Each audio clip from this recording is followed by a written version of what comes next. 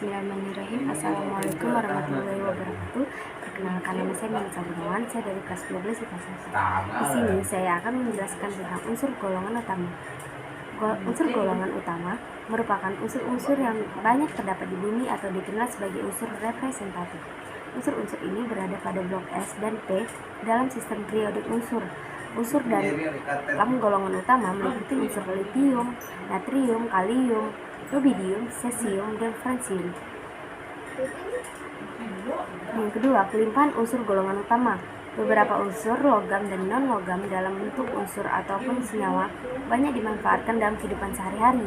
Penggunaan beberapa unsur logam dan non-logam meningkat dengan berkembang pesatnya industri. Unsur yang paling banyak terdapat di alam ternyata yaitu helium, terdapat di matahari.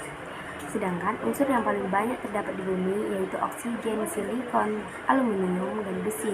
Unsur-unsur yang paling melimpah di kulit bumi adalah oksigen, silikon, dan aluminium.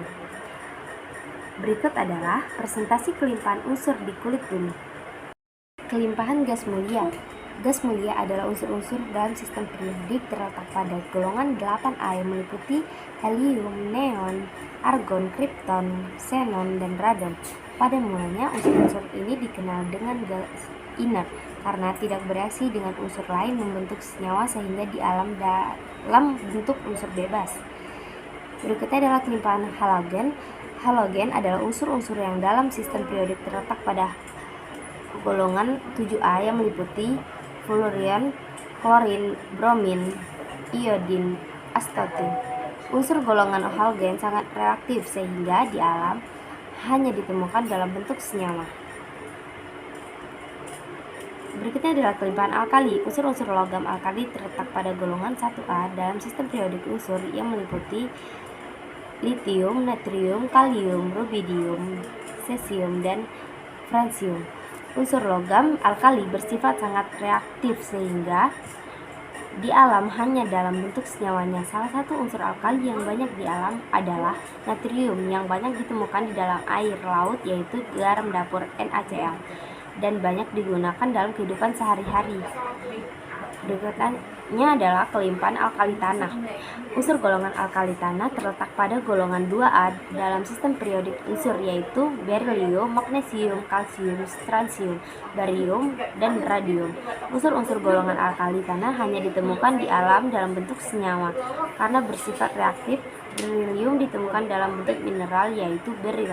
Magnesium ditemukan dalam mineral air laut seperti dolomit, dan kalsium banyak ditemukan pada cangkang kerang yaitu kalsium karbonat CaCO3. Berikut adalah golongan utama. Tabel golongan utama. Yang kedua, sifat-sifat unsur golongan utama. Sifat-sifat gas mulia. Yang pertama, kereaktifan rendah karena kulit terluarnya sudah penuh sehingga bersifat stabil. Yang kedua, sangat inert, hanya beberapa senyawa yang dapat dibentuk yaitu XeF2, XeF4, dan XeF6. Sifat-sifat halogen. Reaktif, kreatifnya dari F ke semakin berkurang. Yang kedua, dapat bereaksi dengan basa membentuk garam. Yang ketiga, dapat bereaksi dengan hidrogen membentuk asam. Sifat-sifat alkali. Yang pertama, sangat reaktif sehingga di alam tidak ditemukan sebagai unsur bebas. Yang kedua, dalam reduktor kuat sehingga mudah teroksidasi. Sifat-sifat alkali dapat bereaksi dengan halogen yaitu reaksi 2L ditambah X2 menuju 2LX garam halida. Dapat bereaksi dengan hidrogen, khusus untuk Li dapat bereaksi dengan nitrogen. Reaksinya 2L ditambah H2 menuju 2LH alkali hidra. Contohnya reaksi 6Li ditambah N2 menuju 2Li3 litium nitrida. Sifat-sifat alkali tanah. Yang pertama, sangat reaktif atau mudah bereaksi karena semakin turun. Yang kedua, merupakan oksidator kuat. Yang ketiga, dapat bereaksi dengan halogen. Yang keempat, dapat bereaksi dengan udara. Yang kelima, dapat bereaksi dengan air. Yang keenam, dapat bereaksi dengan hidrogen. Berikutnya, pembuatan unsur-unsur golongan utama. Pembuatan gas mulia. Semua unsur gas mulia diperoleh melalui proses distilasi bertingkat udara cair kecuali helium dan radon. Dengan perbedaan didih yang tinggi, maka memungkinkan gas-gas mulia di udara dapat dipisahkan. Yang B. Pembuatan halogen. 1. Pembuatan fluorin.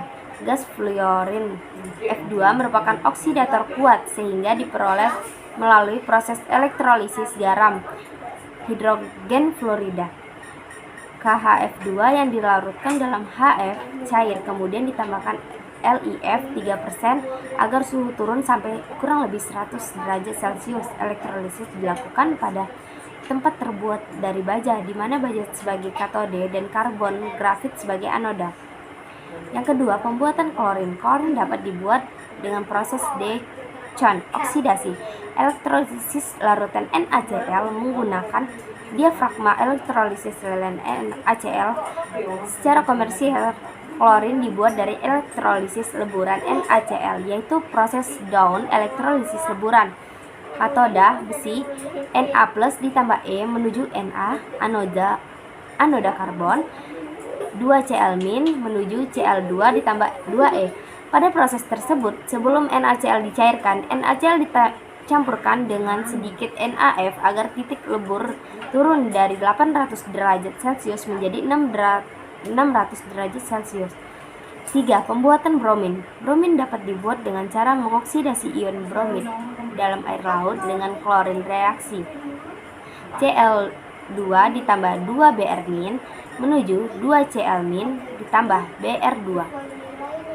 Dari proses tersebut, Br2 dalam air dapat mengalami hidrolisis, maka perlu ditambahkan H2SO4 pada air laut hingga pH-nya 3,5, kemudian dialiri gas Cl2 dan udara. Setelah itu Cl2 dimurnikan dengan distilasi. Selain dengan cara di atas, bromin dapat dibuat dengan elektrolisis larutan garam Mg Ember 2.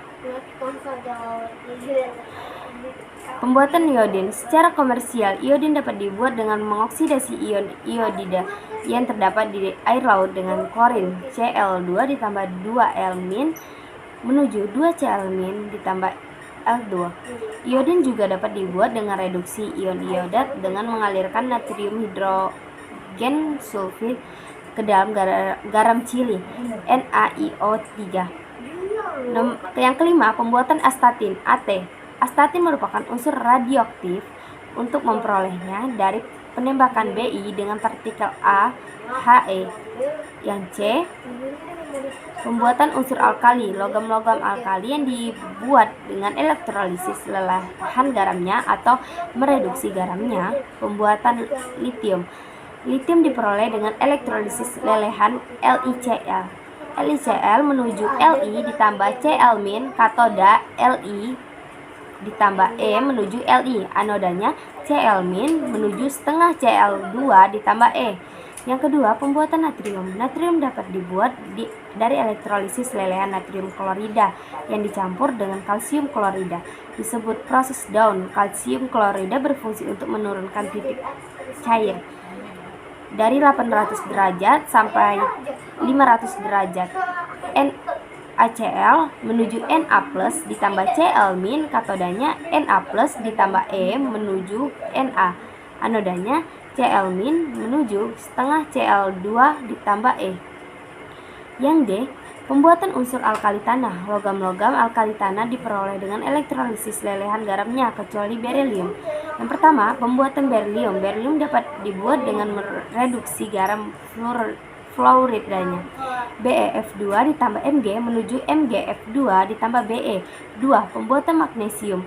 Magnesium diperoleh melalui proses Downs, yaitu menambahkan CaO ke dalam air laut hingga magnesium mengendap sebagai magnesium hidroksida MgOH2. Kegunaan unsur golongan utama. A. Kegunaan unsur gas mulia. Helium dalam bentuk gas sebagai pengisi kapal udara dan balon udara karena sukar bereaksi, tidak mudah terbakar dan ringan. Yang ketiga, dalam bentuk cair digunakan sebagai zat pendingin karena memiliki titik uap yang sangat rendah. Campuran dengan oksigen digunakan untuk pekerja terowongan, pernapasan, penyiraman, atau penderita asma.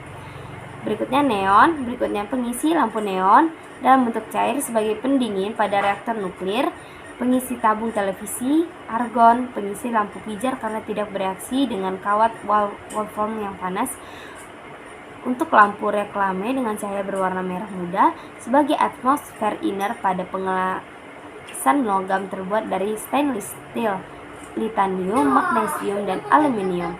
Dampak penggunaan unsur golongan utama.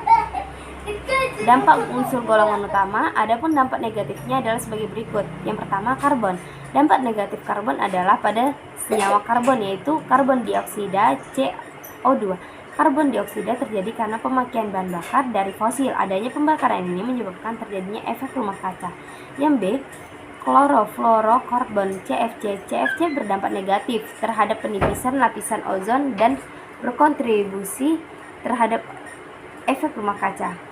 Yang C, kloroform Cl4. Kloroform menyebabkan kerusakan hati dan ginjal dan bersifat racun bila tertelan. Yang D, karbon disulfida CS2. Karbon disulfida merupakan senyawa mudah terbakar dan bersifat meracuni.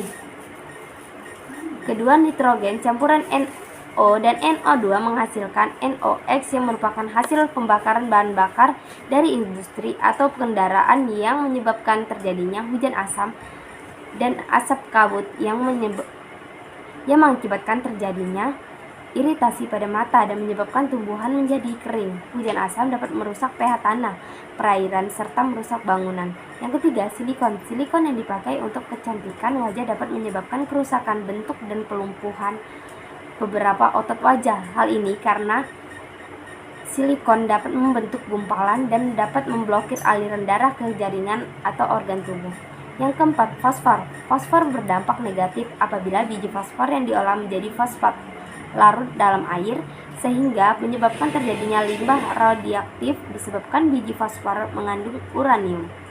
Yang kelima, radon. Radon merupakan unsur gas mulia yang bersifat radioaktif. Radon apabila terhirup oleh manusia akan tertinggal di paru-paru dan menimbulkan kanker paru-paru. Yang keenam, aluminium. Aluminium dapat merusak kulit dan dalam bentuk bubuk dapat meledak di udara bila dipanaskan. Senyawa aluminium yang berbahaya antara lain aluminium oksida Al2O3 yang bereaksi dengan karbon dan berdampak pada pemanasan global. Yang ketujuh, belerang. Senyawa belerang yang berdampak negatif antara lain A. Hidrogen sulfida H2S. Hidrogen sulfida merupakan gas sangat beracun yang mempunyai bau seperti telur busuk dan senyawa ini dapat menyebabkan kematian. Yang B, asam sulfat H2SO4. Asam sulfat merupakan zat higroscopis sehingga dapat merusak kulit dan juga menyebabkan korosi. Sekian dari saya. Bila ada kekurangan kata saya mohon maaf. Saya akhiri. Wabillahi taufiq wal hidayah. Wassalamualaikum warahmatullahi wabarakatuh.